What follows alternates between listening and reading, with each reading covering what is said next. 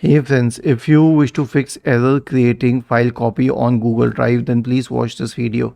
What does this mean? It means that if I wish to create a copy of this file in Google Drive itself, or upload a file, or transfer the file to Google Drive, I am unable to do that. Now let us delve into the causes. So one thing is that the issue could be with the server status. The second one is that the issue could be with corrupt cache files. Then it can be with extensions, and finally it can be with the storage of Google Drive. So if the storage is hitting the a permitted storage here, then you will not be able to add more files. You will have to buy more storage in that case. Okay, they have their own plans.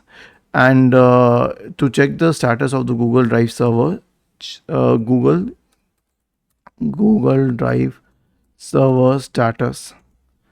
Okay, and then click on this option, the workspace one, and check that all of these should be in what do we say, green.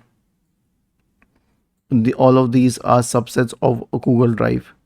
The next solution is to check it in incognito or in private mode. Okay, so click on these three dots here, select new in private window for Firefox and new incognito window for Edge and Chrome.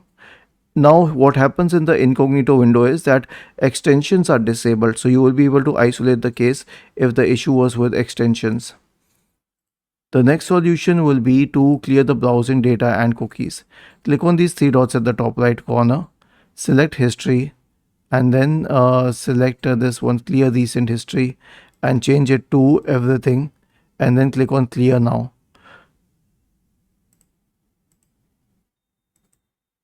The last solution is to delete unwanted add-ons and extensions from your browser.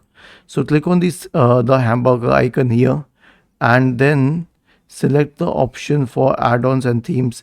It is very similar for Chrome. All you need to do is click on extensions.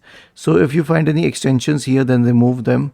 And I also show this for Chrome, since Chrome is used more than Firefox.